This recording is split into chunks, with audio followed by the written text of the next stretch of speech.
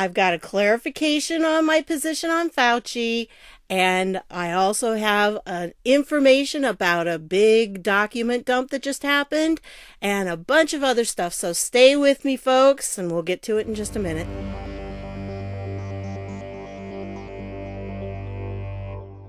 Hey everybody, this is Deb with Truthification Chronicles, and I want to take just a minute and clarify something on Fauci.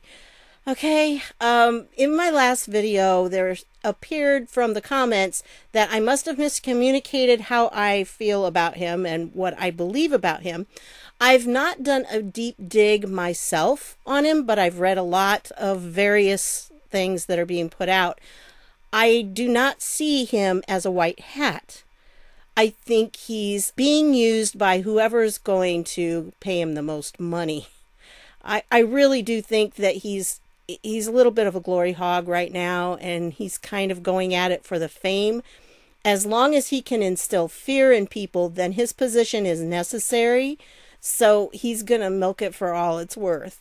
And right now, he just is enjoying the limelight.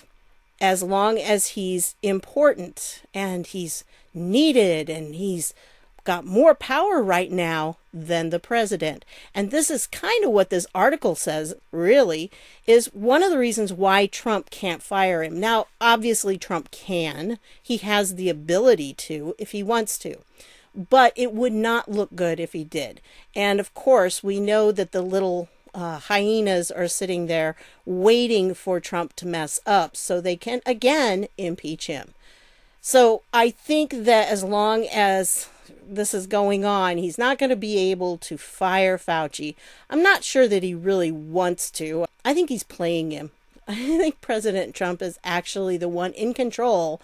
And if you've watched Fauci over time in these briefings, he's kind of changed his position on a lot of things to line up more with what Trump's saying.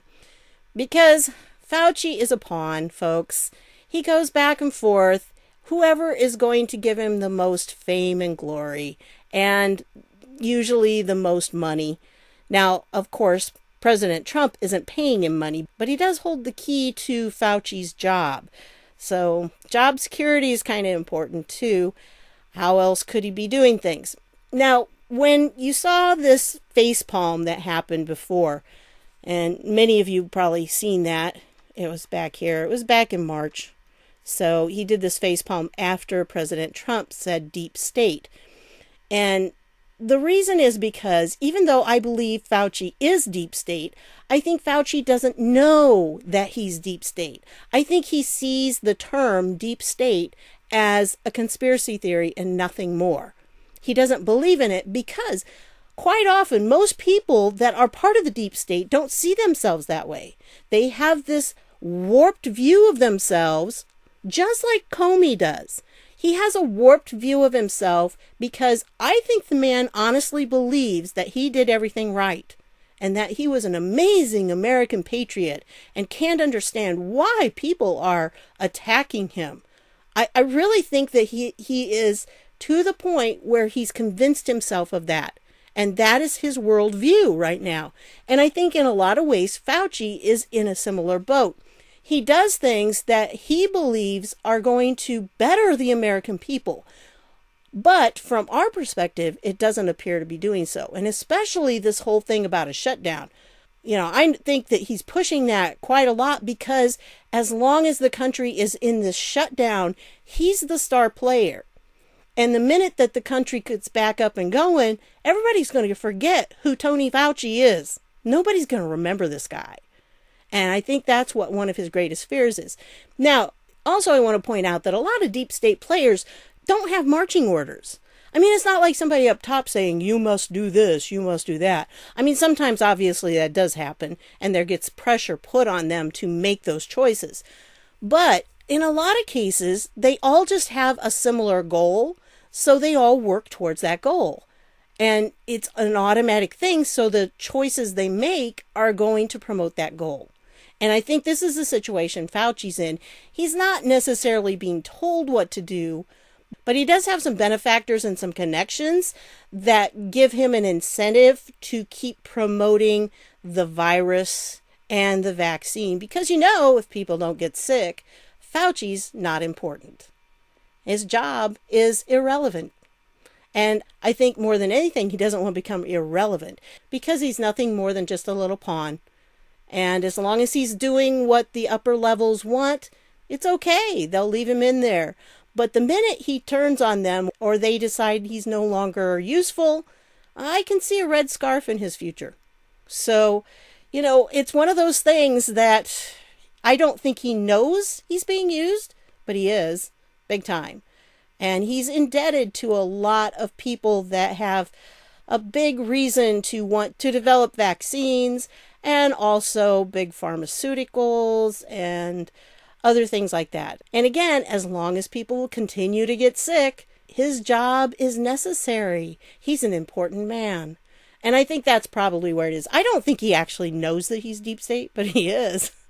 He's not a black hat. I don't think he has any idea what the real goals are or the real agenda, but he is one of the pawns in the game. So that's my opinion on him. And like I said, I haven't done an extremely deep dive on him, but I have, picked up a few things and I've been kind of keeping tabs on it.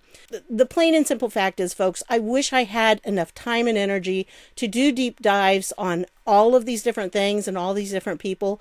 I don't even have enough time sometimes to watch all the videos I want to watch that could inform me on them.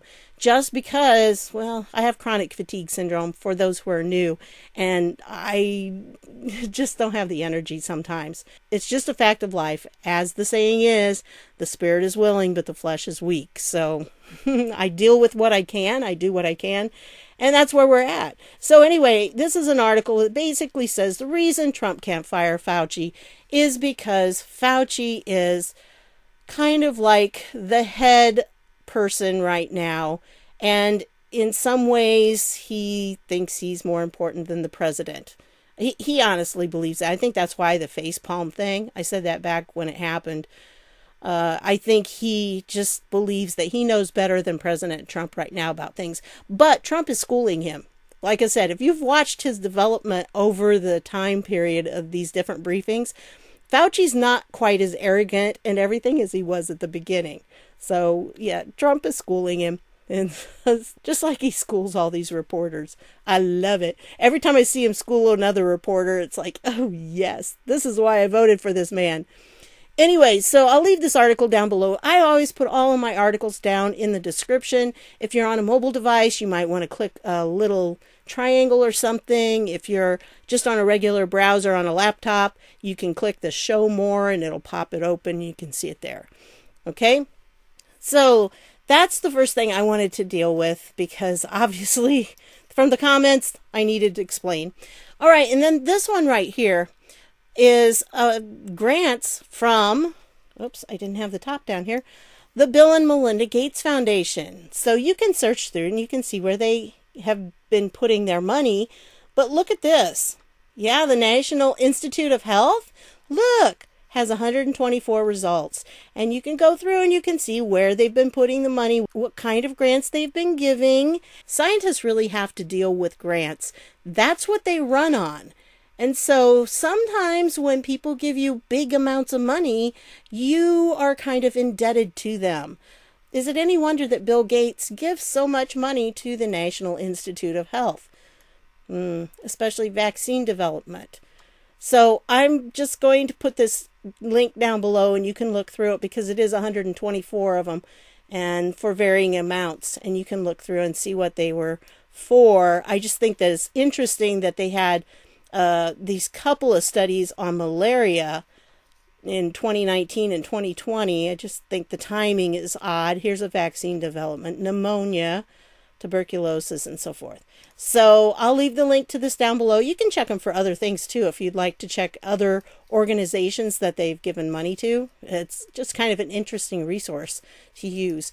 And then the other thing I wanted to show you is this right here, because this comes from the NRO, which is the National Reconnaissance Office, and they just put out a whole big bunch of declassified documents.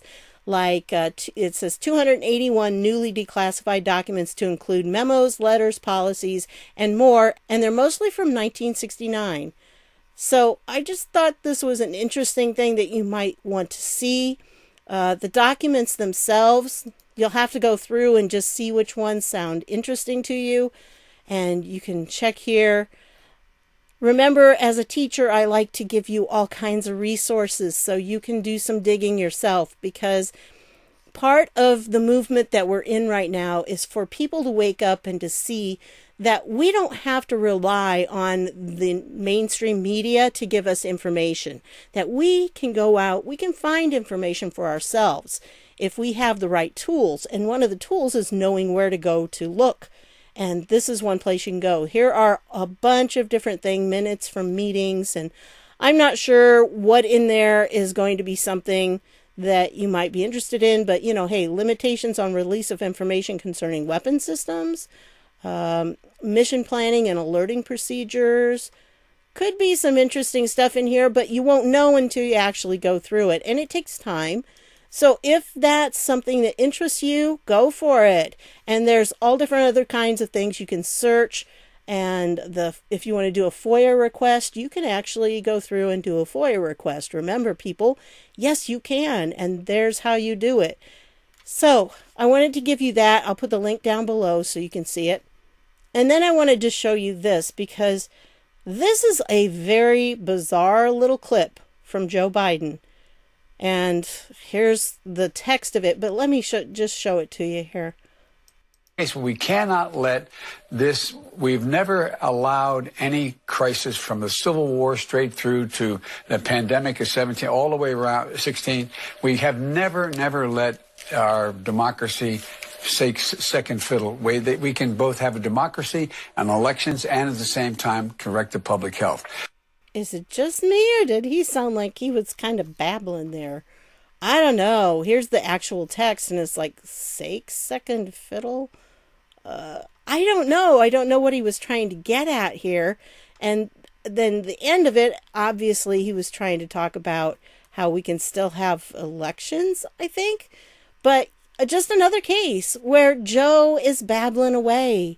And he's not really coherent. And then you watch these pressers, these daily briefings, and President Trump is up there and he speaks for, I don't know what, 2 hours, an hour and a half, sometimes more than that.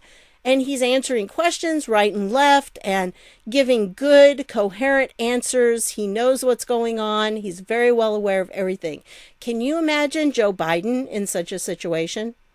I mean, the guy can't even be on camera. This was like 21 seconds, and it was 21 seconds of, what? I don't understand. So, wanted to share that with you. It's a good thing to pass around if you're on Twitter, because the more we get this information out there, the more people will see it, and the more of an effect it'll have. And then I wanted to show you this article, because this is an opinion piece, actually. And I think it was a very well-written article, and points out some good stuff, because there's some information we need to be aware of, that there's something very odd about this whole virus. And as you know, if you catch it and get very sick, it's a terrible thing to go through, and you may even die. The virus and the fear of it are sorely testing our medical capacity in some places, and the body count will get much worse this week right before Easter. The heroic efforts and sacrifice of many doctors, nurses, and volunteer citizens are all notable and praiseworthy. Millions of Americans are pulling together. We all know this. But do you know the odds of any American getting this virus? One would think that number is easily known or available. It's not. A lot of digging into various municipal data portals reveals, based on the population tested, that rates can vary from, at most, 0.8% in New York City to 0.02% in Phoenix. I mean, that's pretty different. And did you know the chances of recovery from the coronavirus are about 98% if you catch it? Did you know there are models showing 50% of the population may have already had it, never knew they had it, and recovered? Again, one would think this data would be widely available and reported. It isn't. What is presented widely are numbers and warnings that scare and frighten us, and we are now being conditioned to a lot of panic and speculation. But part of the reason we are getting conditioned to a lot of panic is because of the wide range of speculation about other numbers we accept as our new fright-inducing reality, an increasingly confusing and frenzied set of numbers, and the normalization of our panic is having dire consequences and augurs for even worse. Now, if you recall my last video, I was talking about speculation and evidence and, how data can be used. Well, here's a little bit of data that I think is important. They've warned us of 2 million deaths, but then they went to 200,000. Then they went to 100,000 to 240,000. They don't know. They don't know, and they're trying to make it sound like it's a lot worse. Now, I was listening to Rush Limbaugh on Sunday. I didn't get to hear him throughout the week, but I did get to hear the Sunday program, which is kind of like a rehash of what goes on during the week. So I don't know what day he actually said this, but he was talking about how these numbers and these models that they're using are just not worth listening to. And the reason is because models, and Fauci has actually said this, models are only as good as the suppositions you put into them. Because if you start out with suppositions that there's going to be a whole lot, then you're probably going to have one that gives high estimates. And then Rush said, well, but this plays into them. They get to win no matter what. It's a win-win situation for them. Because if they say it's going to be really bad unless you do this, then when it's not such a big number in the end, they go, see, if we wouldn't have warned you not to, get close to people and to wash your hands all the time, then that number would have been way up there. So see, it's a win for them. If, on the other hand, the numbers are higher, then they say, well, see, you didn't do what we told you to, so the numbers are higher. So see, it's a win-win. It doesn't matter what they say. It's still going to be a win for them. That's what's really crazy about this. So I thought that was pretty important that he said. And then I wanted to point this out to you. Is it too much to ask for some perspective with numbers we do know about? Numbers which have never shut down our country, much less a church or a synagogue, much less entire industries? Numbers which have never restricted travel or put this nation into one big frenzy. In any given month in America, we lose about 54,000 Americans to heart disease, 50,000 to cancer, 14,000 to asthma, bronchitis, and emphysema, 12,000 to stroke, 10,000 to Alzheimer's, 7,000 to diabetes, 5,600 to drug overdoses, and 4,700 to influenza and pneumonia. Since February, in America, coronavirus, 9,500. Where is the sympathy for the victims and families of those other causes of death? The daily mortality count, the blaring headlines, the upending of this country. We hear almost nothing about them. Those deaths give us over 157,000 deaths a month. Given all that is being done about one cause of death, COVID-19, it turns out this is a very advantaged disease indeed. So you can see from these, something's going on. It is not typical. It's not normal. They are talking about the negative part of it, but they're not giving any stories of hope. And, they should be doing that. That should be out there. It should be all over the news, but it's not. So I'll leave this down below. I thought the whole thing was a really good article to read. And then I wanted to share this with you because this, talk about crazy. Okay, here we go. This is an Ohio State Representative, Tavia Galansky, wants President Trump to be tried for crimes against humanity by the International Criminal Court. Yeah, she's infuriated that the president has suggested that hydroxychloroquine is showing promise in the fight against the Chinese virus. Well, it is showing promise, and it's, more and more every day. They've got a study actually in New York, but that's not even being put on the news because it's being successful. And that's the reason. In fact, I haven't even heard of one person who was using the hydroxychloroquine who died.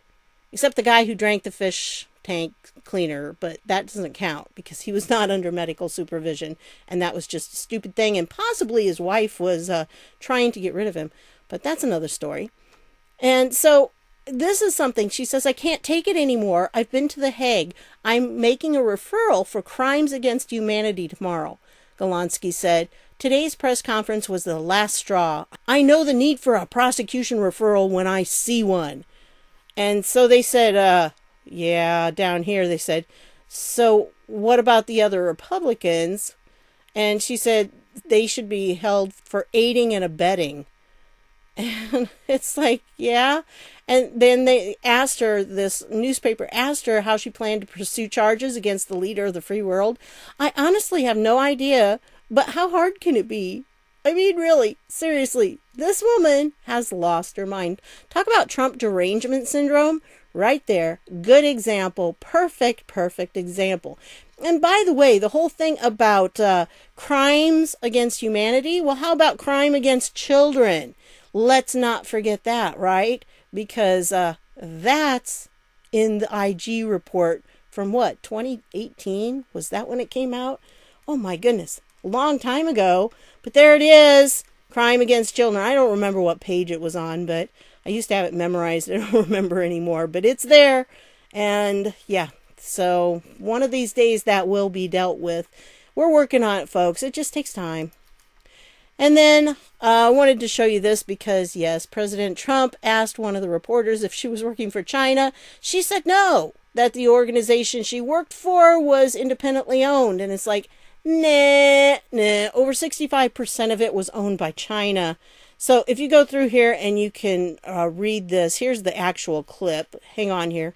Now China's going to spend a lot, has agreed to spend 250 billion, many billions of dollars in our country, much of it going to farmers and manufacturers. So I'll let you know. I mean, I hope they're going to honor the deal. We'll find out. China, are you cooperating with I don't China? know. Who are you working for, China?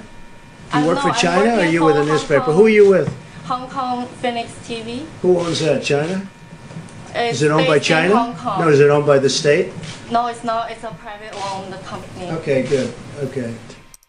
Yeah, what a liar she was.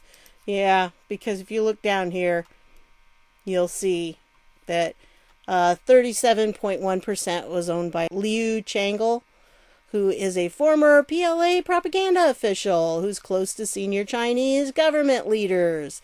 And then you go down here, further 20% is owned by Extra Step Investments Limited, in turn owned by China Mobile Hong Kong, which itself is owned by the Chinese government-owned China Mobile.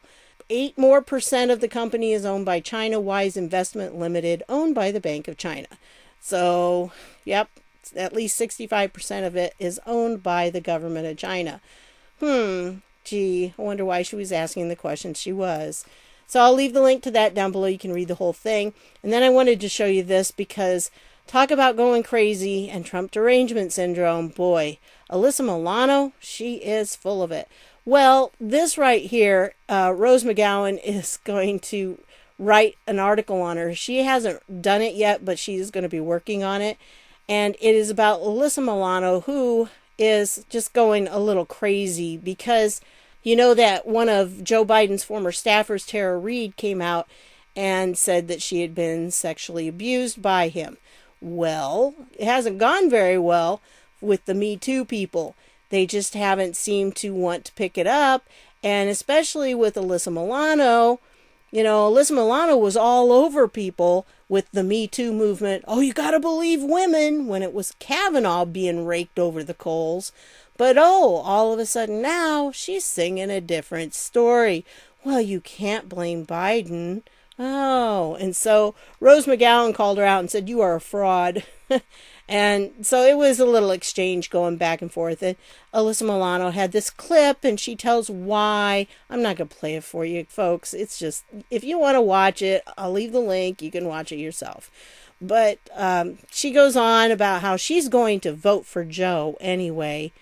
So, yeah, Trump derangement syndrome is definitely strong in Alyssa Milano these days. She's just, I've seen a few of her tweets. For some reason, Twitter thinks I need to see her tweets lately.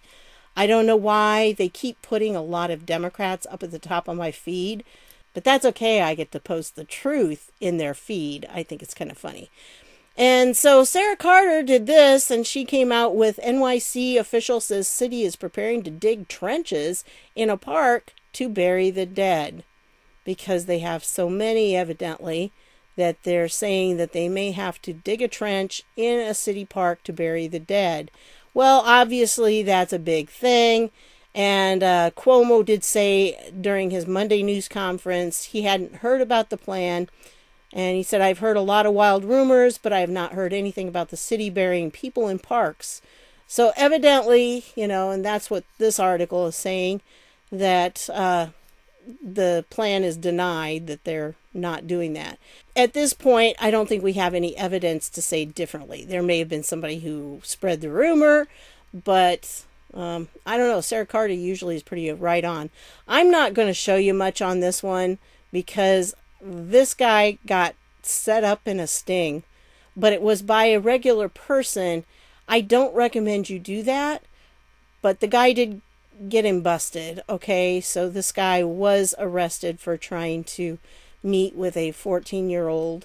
And so I'll leave that. If you take this link, there's actual video of the sting when the guy confronted him, the non-14-year-old who posed as a 14-year-old. And again, the police do not recommend that you do that.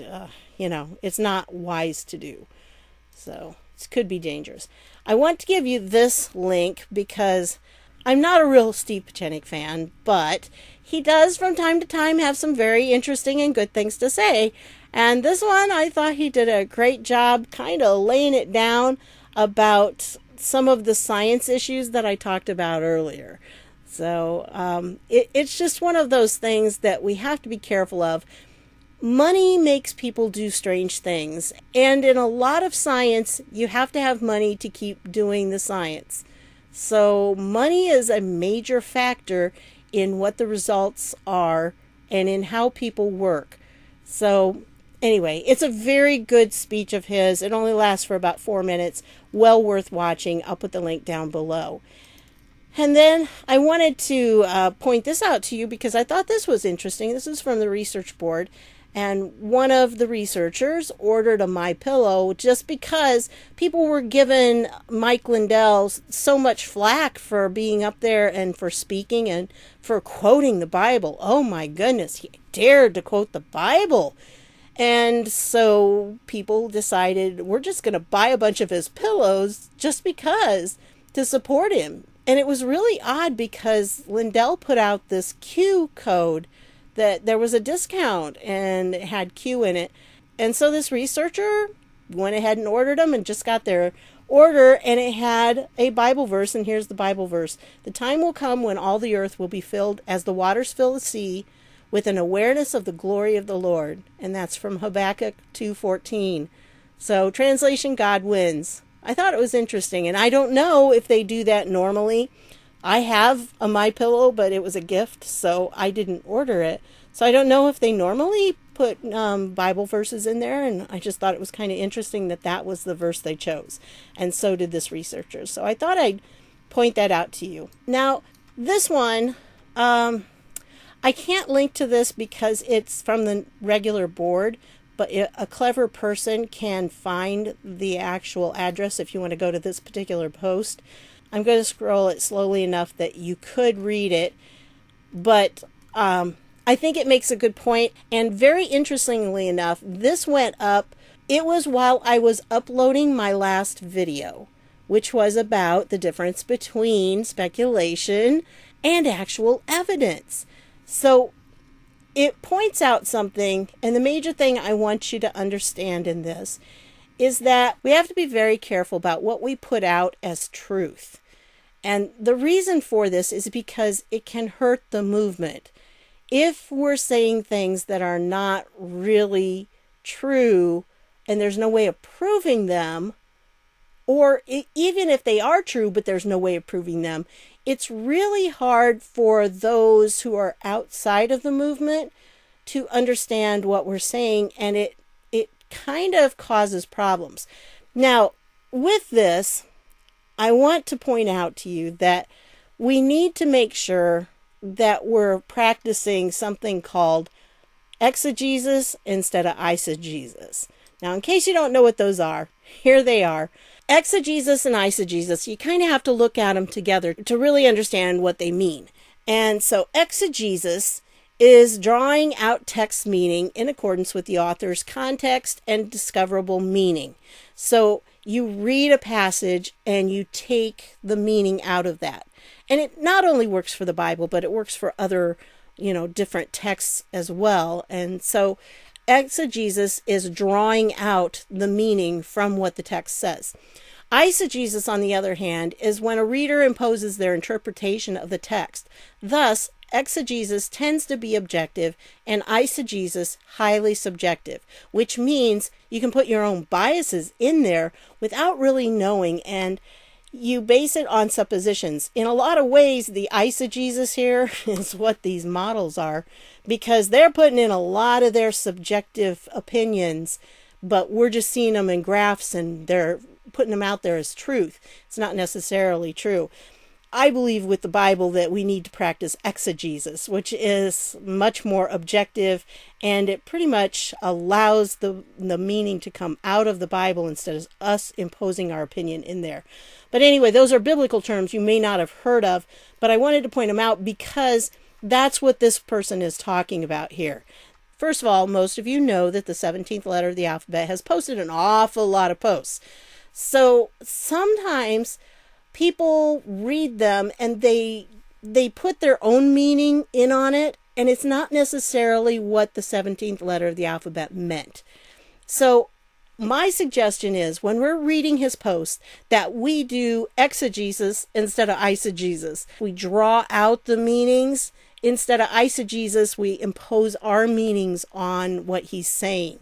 He has to be vague. That's part of what has to happen in order to have this movement work. He can't go outside the law, so he has to do it so it's within the law. And that means there's a lot of room for speculation. And sometimes people get off on these little tangents. It ends up really dividing us. And that's not what we're supposed to be doing. We're supposed to be coming together.